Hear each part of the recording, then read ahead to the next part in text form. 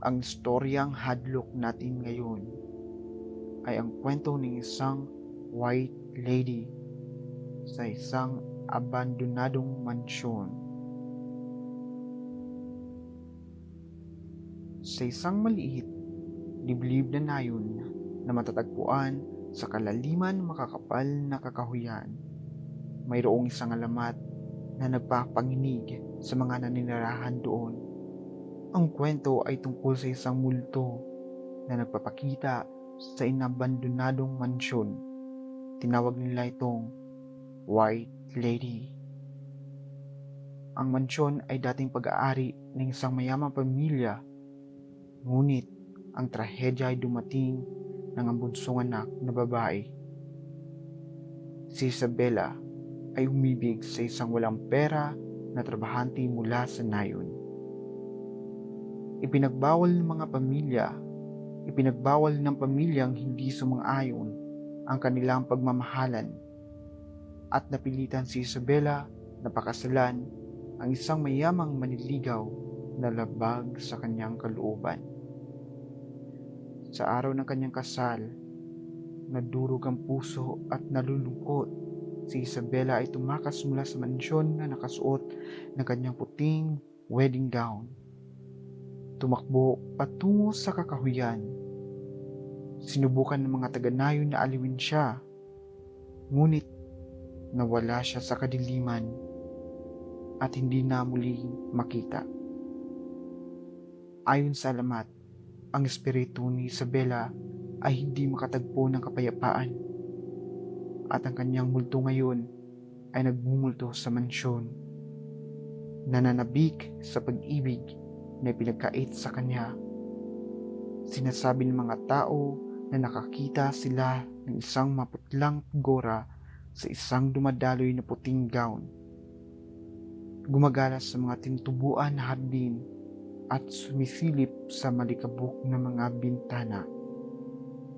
Sa paglipas ng mga taon, ang mansyon ay nahulog sa pagkasira at ang mga kwento ng White Lady lalong naging nagbabala.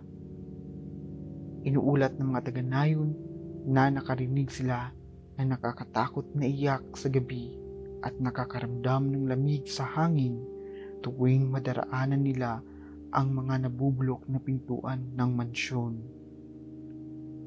Isang gabi, nagpasya ang isang grupo ng mga kabataan na subukan ang alamat.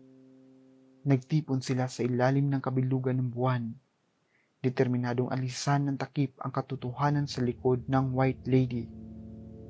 Armado ng mga flashlight at kaba ng tawanan, nakipagsapalaran sila sa madilim na mansyon. Nakadagdag sa kanilang pangamba ang mga gumagalaw na floorboard at mga pakana habang ginalugad nila ang mga gumuguhong silid.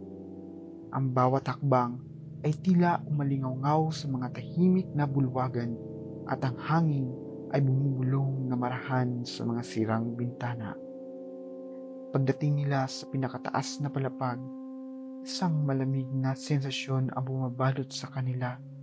Lalong lumalamig ang hangin at mabigat ang pakiramdam sa kalungkutan. Biglang napabuntong hininga ang isa sa mga binatilyo at itinuro ang isang madilim na sulok ng silid. Doon sa liwanag ng buwan, nakita nila ang malabong balangkas ng isang figurang nakasuot ng puti. Sa pagpintig ng kanilang puso, maingat silang lumapit sa aparisyon. Habang papalapit sila, nakita nila ang isang translucent figure na nakahawig sa isang dalaga na puno ng luha ang mga mata. Iyon ay ang White Lady.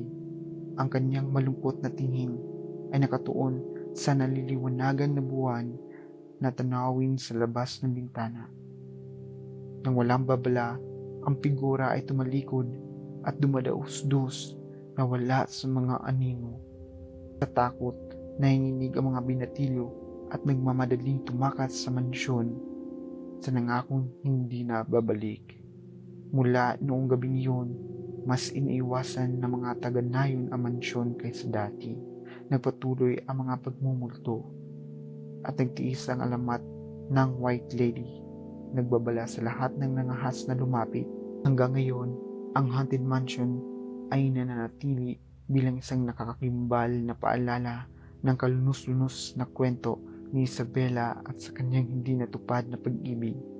Ang ilan ay nagsasabi na ang kanyang espiritu ay gumagala pa rin sa isang bulwagan magpakailanman na nakulong sa isang pagitan ng mundo ng mga patay at mga buhay na naghahanap ng aliw at pagmamahal na ipinagait sa kanyang buhay.